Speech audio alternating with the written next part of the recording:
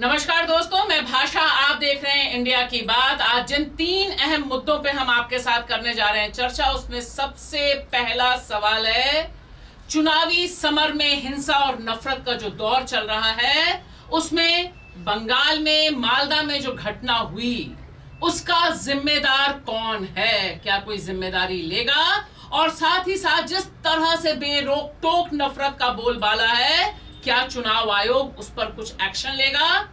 दूसरा सवाल है देश भर में जो त्राही त्राहीमाम हो रहा है, रसोई गैस की जो किल्लत है, दाम बढ़ रहे हैं, और उधर सबसे खतरनाक दृश्य हमारे सामने आ रहे हैं, मजदूरों का बड़े पैमाने पर पलायन है, जिस पर मेन स्ट्रीम मीडिया पूरी तरह से पर्दे डाले हुए है।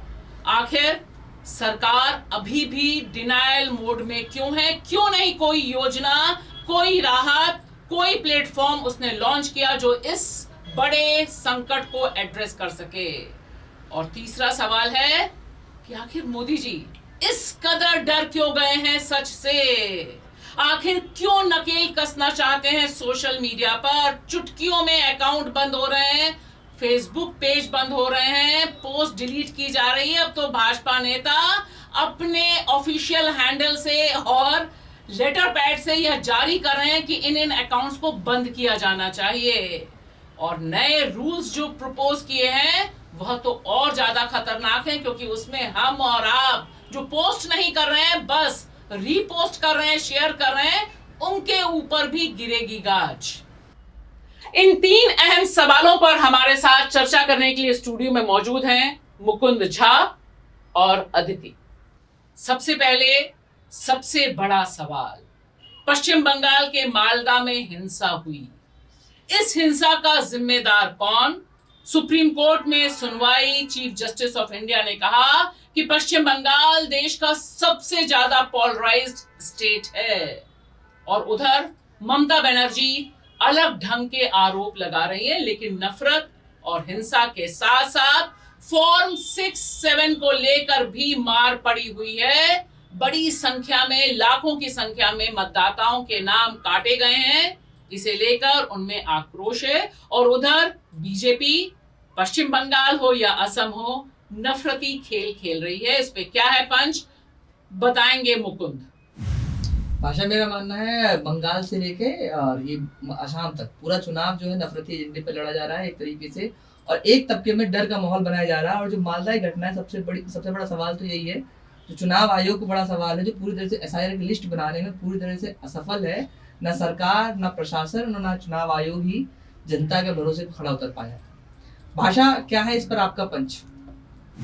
मेरा साफ मानना है कि यह कहना, जहां चुनाव हो रहे हैं वहां उस राज्य के बारे में यह स्टेटमेंट देना कि यह देश का सबसे ज्यादा पोलराइज यानी ध्रुवीकृत राज्य है, अपने आप में एक तरह से पॉलिटिकल एजेंडा सेट करता है बीजेपी के पक्ष में, जो बहुत खतरनाक है, क्योंकि अभी तक सुप्रीम कोर्ट और चुनाव आयोग यह जवाब नहीं दे पाया है कि आखिर चुनावी प्रक्रिया शुरू हो गई और लाखों मतदाता आखिर किस तरह से बीच के खाते में डाल दिए गए हैं, ड्यूबियस वोटर्स के तौर पे वो पेश किए जा रहे हैं। और वीडियोस जो आ रहे हैं कि किस तरह से फॉर्म 7 भरवाया जा रहा है, गट्ठर के गट्ठर नाम ऐड हो रहे हैं, यह लोकतंत्र की हत्या का संकेत है। अदिति, क्या है इस पे आपका पंच?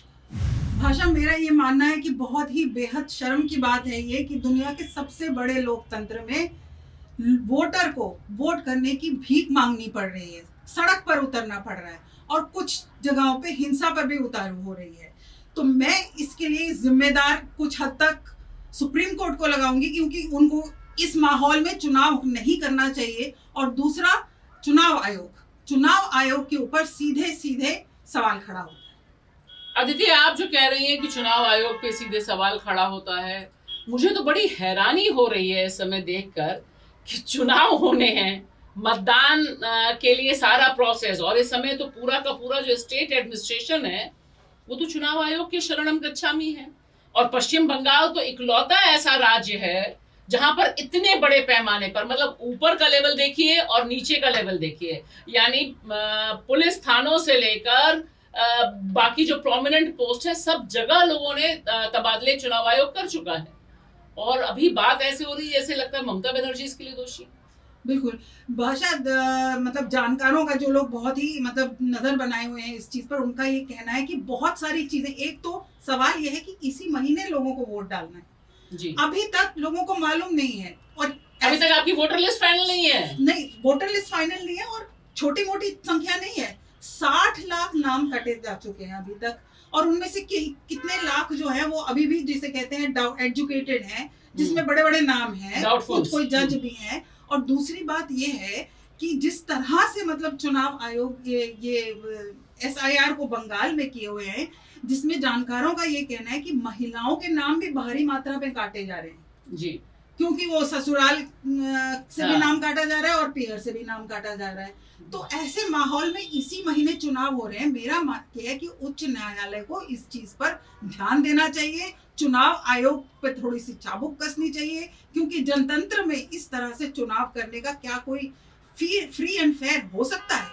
अब मुकुंद देखिए, ये जो खबर है, ये खबर बता रही है, पश्चिम बंगाल की खबर है कि मीर जाफर जिनका शासन रहा बंगाल में, मतलब वो हिस्टोरिकल फैक्ट है जिसे आप डिलीट नहीं कर सकते, उनके जो वंशज हैं, और यह पूरा इलाका, यहाँ पर रहने वाले 360 से अधिक मतदाताओं सभी के नाम कट गए हैं। जो BLO था, जो फॉर्म भरवा रहा था, उसका नाम भी वोटर लिस्ट में नहीं है।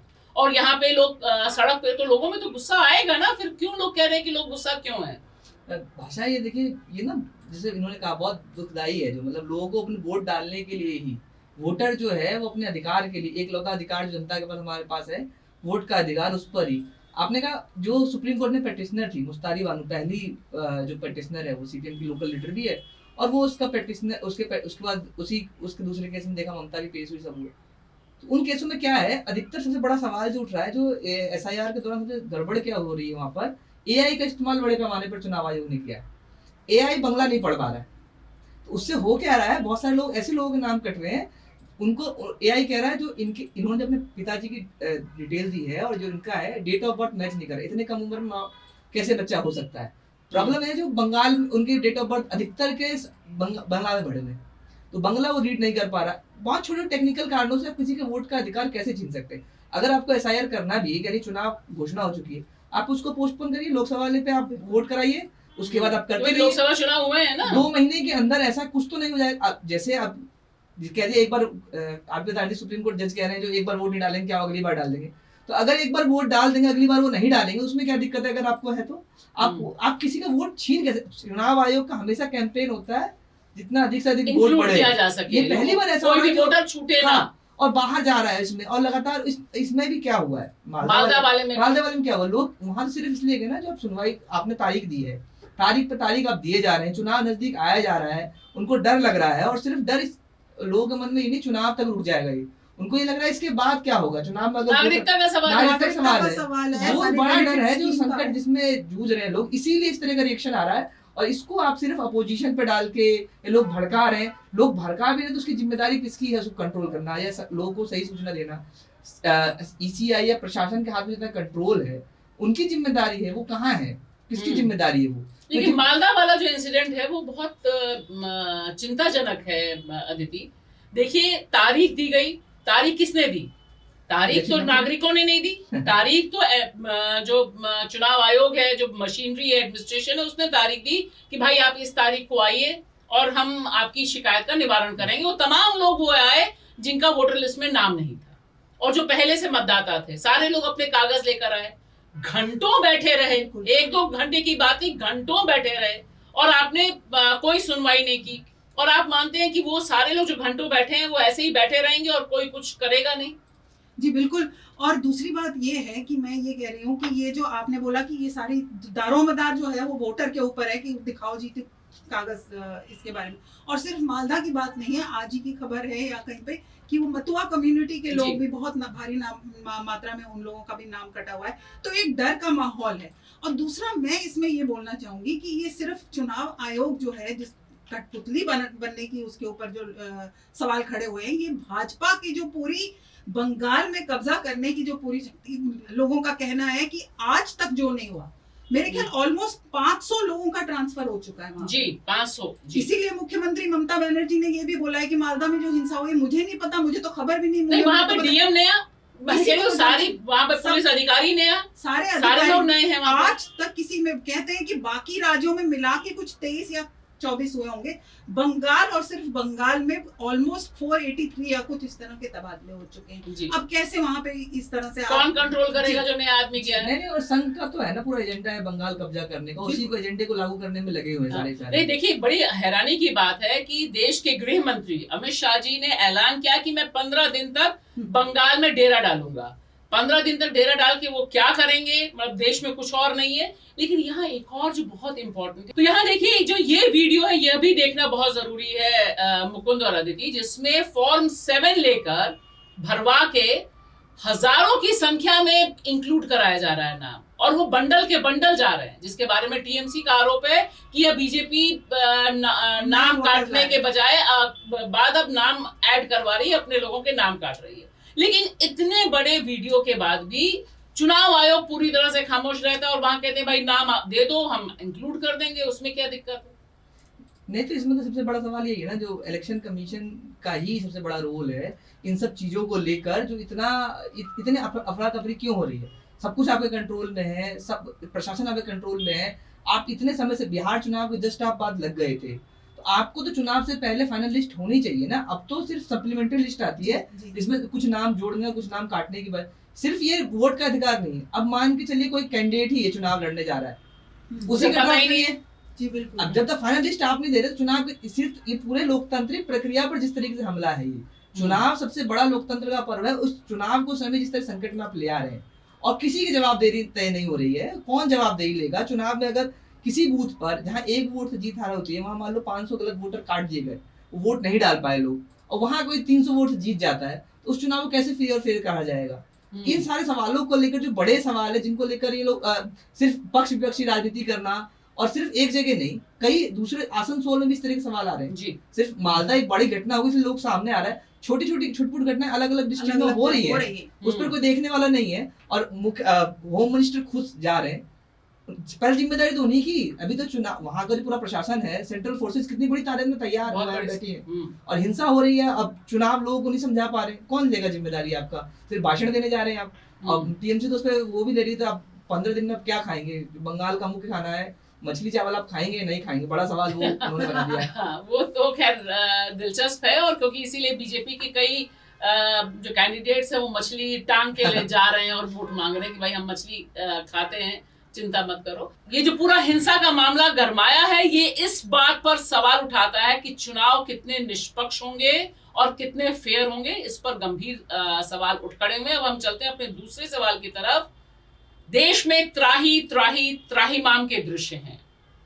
हजारों की संख्या में मजदूर पलायन कर रहे हैं।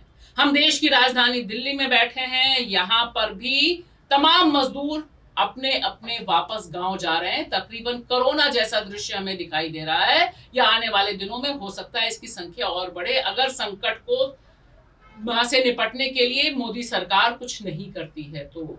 लेकिन मोदी सरकार है वो ये कह रही है कि हमारे पास सब कुछ है, ना सीएनजी की कमी है, ना पेट्रोल की कमी है, ना डीजल की कमी है, ऑल इज वेल।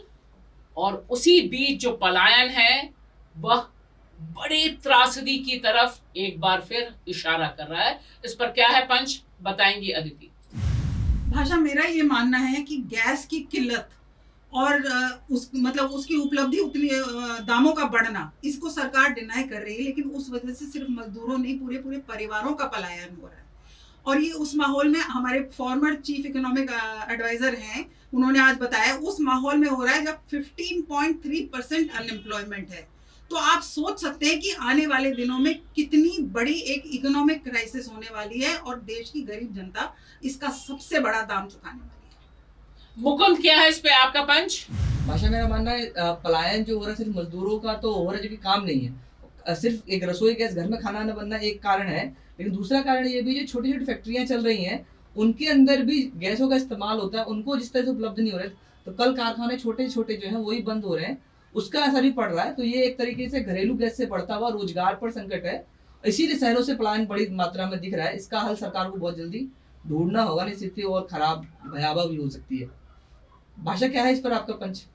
मेरा साफ मानना है कि जो दृश्य हैं बहुत ढके छुपे होकर ये दृश्य आ रहे हैं, लेकिन ये बता रहे हैं कि कोरोना टाइम्स रिटर्न हो सकता है। जो हमने मास लेवल पर, बड़े लेवल पे पलायन देखा था मजदूरों का, क्योंकि ये शहर, सारे शहर जो मजदूर बनाते हैं, ये शहर मजदूरों को 2 दिन रोटी नहीं खिला सकते। एक बार ये फिर साबित हो रहा है। और उधर देखिए देश के प्रधानमंत्री चाय बगानों में खड़े होकर डांस कर रहे हैं, सेल्फी खिंचा रहे हैं और कह रहे हैं ऑल इज वेल। जो सबसे बड़ा झूठ है, रसोई गैस नहीं मिल रही है, यह सबसे बड़ी हकीकत है। और जिस तरह से कमर्शियल गैस का प्राइस बढ़ा है, आने वाले दिनों में और बढ़ेगा, वह बता रहा है कि खतरा और ज्यादा गंभीर होने जा रहा है। मुकुंद, जो तस्वीरें आ रही हैं मजदूरों की, आपने बिल्कुल सही कहा कि फैक्ट्रियां भी बंद हो रही हैं। हमने देखा कि सूरत, जहां पर 30 साल से अधिक समय से बीजेपी का शासन है, वहां सबसे पहले मजदूरों के पलायन की तस्वीरें आनी शुरू हुई। अगले 2-3 दिन, 28 फरवरी से ईरान पर युद्ध छेड़ा अमेरिका और इजराइल ने, और आप देखिए कि एक हफ्ते के भीतर ही सूरत से जो तस्वीरें आनी शुरू हुई थी कि फैक्ट्रियां बंद हो रही हैं, अलग अलग ढंग की फैक्ट्रियां और मजदूर पलायन कर रहे थे। और अब आप देखिए हर जगह मजदूर इस बात पर चिंतित है कि लॉकडाउन लगेगा क्या। किसी से भी बात कीजिए तो आपसे यही सवाल पूछेगा कि लॉकडाउन लगेगा क्या और हम कैसे जिंदा रहेंगे। देखिए ये ना स्थिति तो बहुत मतलब भयावह है। और जैसे सबसे शर्मनाक तो वही जो बता रही थी आप, जिस तरीके से मोदी जी चुनाव प्रचार के दौरान जाके जिस तरह की हल्की भाषा में विपक्ष पर हमला कर रहे हैं, इस गंभीर सवाल पर जब उनको नेतृत्व करना चाहिए, देश का सही रास्ता दिखाएं। सेम कोरोना वाली स्थिति है। कोरोना के समय भी चुनाव प्रचार में लगे रहे और जब तक चुनाव प्रचार किया, एक बार भी लॉकडाउन की ऐसी स्थिति नहीं बताई क्या भविष्य हो सकता है। और जैसे ही चुनाव खत्म हुआ तो वो एक लोगों के मन में ये भी है क्या चुनाव के बाद स्थितियां पिछले बार की तरह बदलेगी। और हालांकि मुझे अभी लगता है जो कोरोना की तरह स्थितियां उतनी भयावह नहीं होंगी, और ना हो तो वो ज्यादा बेहतर है, क्योंकि चीजें कंट्रोल करेगी सरकार करे। लेकिन रोजगार पर हमला तो है ही है। आप सदर मार्केट जैसे चले जाइए, जहाँ लोग काम करते हैं, वहाँ दिख जाएगा दिल्ली का सदर बाजार, बड़ी संख्या में लोग मजदूर आपको गायब है वहाँ पर, क्योंकि वो दिन में 500-400 रुपए कमा रहा है। वो 300-350 रुपए केजी कैसे गैस लेगा, हर किलो पर केजी का रेट है उनका। और वो भी 1 किलो गैस में 1 दिन काम करेगा वो, तो कैसे वो अपना परिवार की बात नहीं, वो तो वो परिवार की मजदूर तो वो है जो वहीं रहते हैं, दिल्ली काम करते। बड़ी संख्या में उन मजदूर की बात कर, फैक्ट्रियों से काम बंद हो रहा है। अभी मेरी एक इलेक्ट्रीशियन से बात हो रही थी, दिल्ली से तमिलनाडु गए थे काम करने के लिए किसी बड़े प्रोजेक्ट में। उस प्रोजेक्ट में क्या हुआ, वहां पर उनका गैस खत्म हो गया, खाना नहीं बन रहा था, तो 8-10 मजदूर है, कैसे करें। इंडक्शन दे दिया, इंडक्शन का बिल इतना रहा, उनको भरना था, वो कहाँ से भरेंगे। और इंडक्शन की लाइट, सुबह 9 बजे ड्यूटी जाना है, इतना कम फ्लेम है, उस पर खाना नहीं बन पा रहा।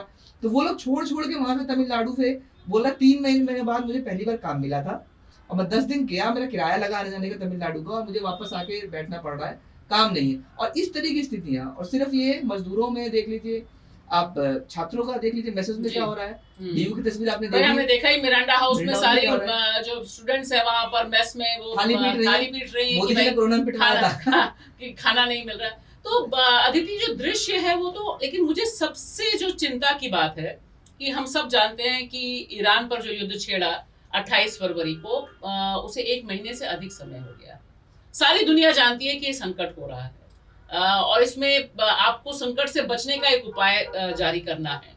लेकिन इतना समय बीतने के बाद भी सरकार कैसे यह कह सकती है कि भाई लोग पैनिक हो रहे हैं, मैं और आप अगर वीडियो बना दें तो मेरे ऊपर FIR हो जाएगी, आपके ऊपर हो जाएगी। अभी राजस्थान के भीलवाड़ा में बेरोजगार बॉयज ने वीडियो बना दिया कि रसोई गैस की कमी है, तो उनके खिलाफ FIR हो रही है। लेकिन सरकार को कायदे से एक प्लान करना चाहिए था कि भाई इतने दिन में आपको गैस मिल जाएगी, जहां लोग हैं वहां आप टोकन दे सकते हैं, पैनिक कम होगा ना।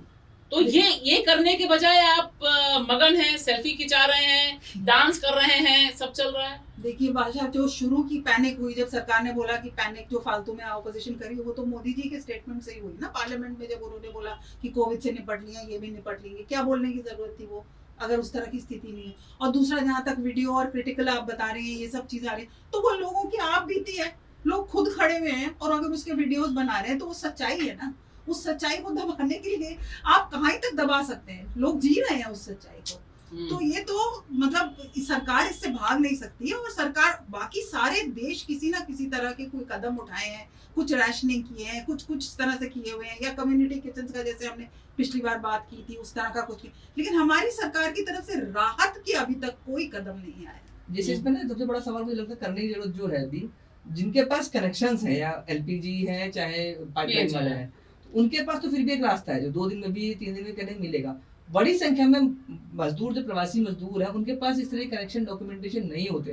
तो जैसे कोरोना में टेम्परेरी राशन कार्ड बना के आप लोगों ने राशन की व्यवस्था करी कुछ समय के लिए, तो उस तरह की व्यवस्था क्यों नहीं करी सरकार के? सरकार की प्रायोरिटी में नहीं है, सरकार को पता नहीं है। और जो ब्लैक मार्केट्स हो रहा है उसका बड़ा कारण तो ये है कि उनको नहीं मिल रहा है, सरकार उपलब्ध नहीं करा रही, इसलिए ब्लैक की तरफ जा रहे हैं। तो वो जो नॉर्मल लोग कनेक्शन उनका सिलेंडर काट के ही डिस्ट्रीब्यूटर उनको ब्लैक में बेच रहा है, वो 800 का सिलेंडर 3000-3500 बिक रहा है। देखिए, आपदा में अवसर तो मोदी जी का ही दिया हुआ नारा है, और ये सारे कालाबाजारी मतलब योगी सरकार जो बुलडोजर चलाती है। अब देखिए उत्तर प्रदेश के हर शहर में, हर कस्बे में, हर गांव में लाइनें लगी हुई हैं, पेट्रोल पंप में लाइनें लगी, लेकिन आप देखिए कहीं से भी जो काला बाजार का रैकेट है उस पर तो अभी तक हमने 1 महीने के भीतर एक कार्रवाई होते नहीं देखी है।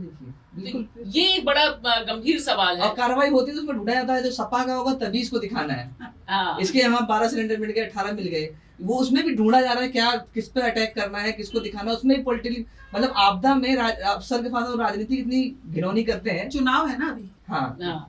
तो अब हम चलते हैं अपने तीसरे अहम सवाल की तरफ। तीसरा सवाल हमारे आपसे और देश में लोकतंत्र कैसे रहेगा जिंदा, इससे जुड़ा हुआ है। क्या सच से मोदी सरकार इस कदर डर गई है कि सोशल मीडिया पर कंप्लीट कब्जा करने की तैयारी कर रही है? हमने हाल में देखा कि किस तरह से जेवर एयरपोर्ट पर जो इनॉग्रेशन हुआ, जिसमें मोदी जी के और योगी जी के बुलावे पर प्राइवेट यूनिवर्सिटीज के स्टूडेंट्स को बुलाया गया था, उन्होंने जब अपनी पोस्ट डाली, इंस्टाग्राम पोस्ट, उसे डिलीट करवा दिया गया। सिर्फ इतना ही नहीं, छोटे छोटे बच्चे जो सवाल उठा रहे हैं उनको डिलीट करा दिया गया, उनकी पोस्ट डिलीट है। बड़े बड़े जो सोशल मीडिया प्लेटफॉर्म्स हैं उन पर बैन लगाने की तैयारी है, उनके पोस्ट और उनके एक्स प्लेटफॉर्म्स हैंडल्स डिलीट किए जा रहे हैं। चुटकियों में ये सब कुछ हो रहा है। और इसी बीच नए जो प्रोपोज्ड लॉज हैं, यानी जो हमारा मौजूदा कानून है, उसमें जो नए तरीके से कंट्रोल करने की बातें हुई हैं, जो प्रस्ताव सामने आया है, वो और ज्यादा खतरनाक है। वो 2-3 घंटे में आपकी पोस्ट, आपके अकाउंट को डिलीट करने का अधिकार अनगिनत स्ट्रक्चर्स को देता है। सिर्फ इतना ही नहीं, वह यह भी कहता है कि अगर आपने शेयर किया, आपकी पोस्ट नहीं है लेकिन आपने किसी की पोस्ट शेयर की, तो आपके खिलाफ भी कार्रवाई हो सकती है। यानी सच से मोदी सरकार डर गई है। इस पर क्या है पंच, बताएंगे मुकुंद।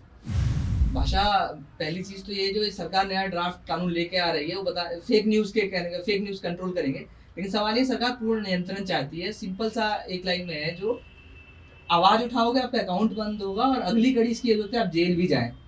तो सरकार आवाज पर आपकी जो भी आप आवाज उठाते हैं तो उसको पूरी तरह से नियंत्रण करके अपने पक्ष की एक आवाज सुनना चाहती है। ये एक बड़ा सवाल है और खतरा भी है हमारे समाज के सामने। भाषा, क्या है इस पर आपका पंच? मेरा साफ मानना है कि मोदी सरकार इस समय यह समझ गई है सोशल मीडिया की ताकत को, और उसे लग रहा है कि जहां पर मेन स्ट्रीम मीडिया को उसने गोदी मीडिया में तब्दील कर दिया है, सोशल मीडिया लोग देख रहे हैं, सवाल उठा रहे हैं, और इन सवालों से वे बहुत ज्यादा परेशान हो रहे हैं। साथ ही साथ उन्हें यह भी अंदाजा हो गया है कि आने वाले दिन जनता के लिए और ज्यादा तकलीफ के दिन होने वाले हैं। लिहाजा वह कंप्लीट खौफ का साया करना चाहते हैं, यहां तक कि लोग डरे भी। अगर किसी की रील है, पोस्ट है, उसे शेयर करने से भी आतंकित करने की तैयारी है, जो मुझे लगता है लोकतंत्र के लिए बहुत ही खतरनाक हो सकता है। अदिति, क्या है इस पे आपका पंच? भाषा, मेरा ये कहना है कि ये वही प्रधानमंत्री हैं जिन्होंने एक बार बोला था कि क्रिटिसिज्म जो है, आलोचना से उन्हें ऊर्जा मिलती है। लेकिन सवाल ये है कि उनकी सरकार इतना डर क्यों रही है कि पूरी तरह से सेंसरशिप करने की तैयारी में है, पूरी तरह से फ्रीडम ऑफ एक्सप्रेशन को खत्म करने की तैयारी में है, और हमारी और आपकी डेटा प्राइवेसी जो है उसको पूरी तरह कॉम्प्रोमाइज करने के तैयार में। क्यों इतना डरी हुई है सरकार? डर तो इतना गई है कि बताइए, राजीव निगम का फेसबुक पेज ब्लॉक हो जाता है, जो कॉमेडियन है, जो बहुत ही हल्के फुल्के अंदाज में कॉमेडी करते हैं। हमने देखा है कि जो कार्टूनिस्ट हैं उनके अकाउंट्स ब्लॉक हो रहे हैं। 4 PM तो उन्होंने पहले ही से निशाने पर था, पॉलिटिक्स पर उन्होंने कार्रवाई की।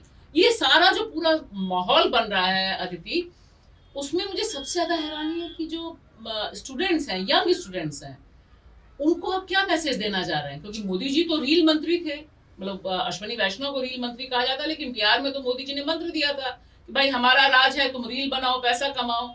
अब ये जो यंग लड़कियां हैं जो बना रही हैं रील और बता रही हैं कि भाई जेवर एयरपोर्ट में क्या बदइंतजामी थी, हमें कैसे बुलाया गया, आपने उनके अकाउंट्स पर निशाना साध दिया। बिल्कुल, एक तो ये है कि इंडिविजुअल जो है वो फ्रीडम ऑफ एक्सप्रेशन पे तो है ही। दूसरा ये है कि मीडिया में जो अलग आवाजें आ रही थी, जो मेन मीडिया, गोदी मीडिया को तो आपने अपने गोदी में बिठाया हुआ है, उनके ऊपर इस तरह से करना, ये तो मतलब इसका मतलब कि किसी तरह से आप खबर को बाहर आने नहीं देना चाहते, कुछ इजरायली मॉडल टाइप का हो रहा है या उस तरह का हो रहा है। तो ये एक बहुत ही, जिसे कहते हैं, खतरे की घंटी है हमारे लिए, पूरे मतलब सिर्फ मीडिया के लिए नहीं, हमारे जनतंत्र के लिए एक अलग तरह की आवाज निकलने के लिए। और इसका मुझे लगता है कि ये जो इतने इंडिपेंडेंट यूट्यूब चैनल्स भी आ रहे हैं, उन्हों से ही हमें खबर मिल रही है। अदरवाइज आपने जैसे बोला कि सूरत में अभी पिछले उसमें कि पलायन हो रहा है, ये कहाँ से खबरें मिलेगी हमें ये सब। तो ये एक बहुत ही खतरनाक है और मुझे लगता है इसके बारे में रेजिस्टेंस जो है पूरे देशव्यापी होना चाहिए। लेकिन इतना डर क्यों भाई? ये जो सारा सोशल मीडिया है, इसका जो अगर आप रीच भी देखिए, तो जो मेन स्ट्रीम गोदी मीडिया है उसकी रीच से तो कम ही है, अखबारों से तो कम ही है। अखबारों में तो अभी भी बहुत संभल के जो लाइनें लगी हैं, देश की राजधानी दिल्ली में जब इतनी ज्यादा लाइनें लग गई, तब इंडियन एक्सप्रेस ने फर्स्ट पेज पर ताशी की फोटोज छापी, वरना तो वो अंदर ही डाल रहा था ना, लोगों को पता है। तो क्या मोदी जी को लग रहा है कि ना आएगा और ना लोग समझ पाएंगे? देखिए, जितने जहाँ शुरू किया था ना, जो मोदी जी ने एक बार कहा था और ऐसा उनको पसंद है जो आलोचना हो उनकी, जो कहते हैं और जो होता है बिल्कुल अलग होता है, और शुरू से ही वो है। मोदी जब दिल्ली आए उससे पहले गुजरात में उनका यही मॉडल था, या तो अपोजिशन बोले ना, और जो बोले या उनके विपक्ष की आवाज को पूरी तरह से खत्म कर दिया जाए, और वो होता हुआ साफ दिख रहा है यहाँ पर। और सोशल मीडिया पर जो छोटे मोटे प्लेटफॉर्म 4 PM जैसे यूट्यूब चैनल, जिन्होंने मुख्य धारा की विफलता के कारण इन स्पेसेस को जगह मिला है, और उसको जिस तरह से खत्म करने, पहले उसका यूट्यूब पहले भी सस्पेंड कर दिया था, बड़ी मुश्किल से लीगल लड़ाई लड़के वापस लेके आए, या तो बंद कर रहे हैं या जो चल रहे हैं उनकी हालत ऐसी कर दी है जो चल ना पाए। जैसे हमारे संस्थान है, न्यूज़ क्लिक है, वायर है, इन संस्थानों पे इतना पहले से कंट्रोल किया, उसके बावजूद अब संस्थानों तो खत्म कर रहे हैं, लेकिन इंडिविजुअल लेवल पर जो लोग खुद वीडियो बना रहे हैं, और उसमें जो आप गलगोटिया की बात करें, जो यूथ की बात करें, रील बना रहे हैं, उसमें से मान के चलिए बहुत बड़ी संख्या उन बच्चों की, लड़कों की, लड़कियों की है जो लोग अभी तक नरेंद्र मोदी को वोट करते आए हैं, कई बार वोट किया होगा, उनके समर्थक रहे। अब उनको समझ में आ रहा है, उनको लग रहा है ये बात बोलनी चाहिए, तो आप उनकी बोलने की आजादी पर ही पाबंदी लगा रहे हैं। और वो सिर्फ एक गलगोटिया उदाहरण नहीं है, ये जो पीसी हुई थी इसमें स्टैंड अप कॉमेडियन है, मोदी जी कहते हैं मुझे कविताएं पसंद है, कार्टून पसंद है, और उन पर क्या हो रहा है, एक के बाद एक कार्टून वो पसंद है जो दूसरे नेहरू को बनाया जाए, नरेंद्र मोदी कार्टून उनको नहीं अच्छे लगेंगे। तो ये जो एक बड़ा सवाल है, और इसको समाज के तौर पे देखना होगा, और ये हमारे सिर्फ मीडिया के लिए हमला नहीं है, समाज लोकतांत्रिक ढांचे पे इतने साल में जहाँ तक पहुंचे हैं, वापस फिर हमें कहाँ ले जाया जा रहा है, उस पर एक सोचने का सवाल है। एक अंत में खाली आप दोनों से त्वरित टिप्पणी चाहूंगी कि सब कुछ तो हो रहा है, ये भी दिखाई दे रहा है, उत्तराखंड के जो प्रभारी हैं दुष्यंत गौतम जी, वो अपने लेटर पैड पे, यानी बीजेपी के लेटर पैड पर जारी करते हैं कि इन चैनल, इन अकाउंट्स के खिलाफ कार्रवाई होनी चाहिए। तो अब सारे ही लोग अथॉरिटी हो गए हैं, मतलब कोई मंत्रालय, मंत्री, IAS ऑफिसर, कोई देखने वाला भी जरूरी नहीं है, वहीं से फरमान जारी हो जाएगा, कंट्रोल हो जाएगा।